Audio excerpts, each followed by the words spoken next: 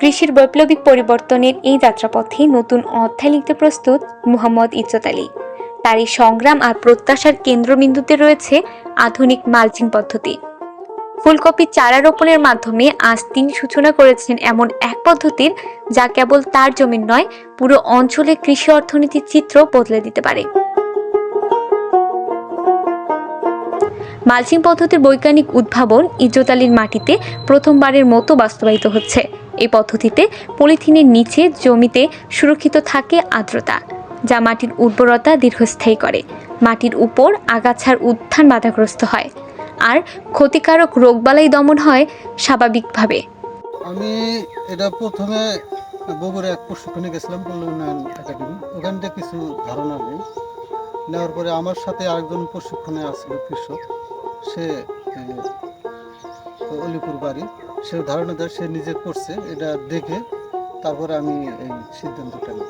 ঠিকভাবে যে সবজিগুলো আবাদ করছি, একটা বৃষ্টি হলে তাতে মাটি টাটি ভরে চারা নষ্ট হয়ে যায়। অনেক ক্ষেত্রে 2-3 বার গাড়া লাগে। এটা আশা করি বৃষ্টি হলেও এখানে চারার মধ্যে কোনো ময়লা বা মাটি ভরবে না, কোনো পানি আটকিবে না। পানির জমাট লাগে অনেক সময় চারা নষ্ট হয়ে যায়, এখানে সেই জমাটা হবে না। তাতে এই বিষয়ে আমরা যে অনেক চারা ওপেনের সাশ্রয়ী থাকবো, আশা করি ফলনও ভালো হবে। এখানে এটারই কারণে পোকামাকড় আক্রমণ কম হবে, তারপরে পানি সেচ কম ব্যবহার করা লাগবে, সারও অনেক কম যাব। এই হিসাবে মালচিং পেপারে আবাদ করা অনেক সুবিধা হবে।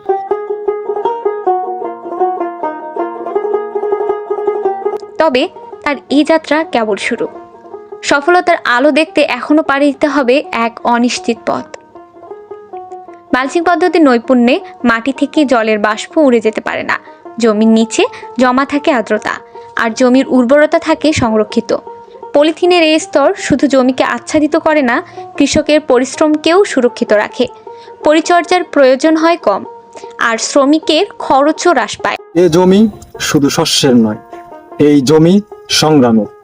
নতুন প্রযুক্তি, নতুন উদ্যোগ নিয়ে যখন কৃষক এগিয়ে চলে, তখনই সৃষ্টি হয় পরিবর্তনের নতুন নতুন গল্প।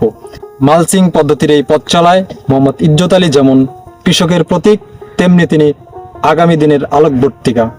সাজাই কাদের মেম্বার পাড়া, কোদালকাটি চর, রাজীবপুর থেকে মোহাম্মদ ফরিদুল ইসলাম।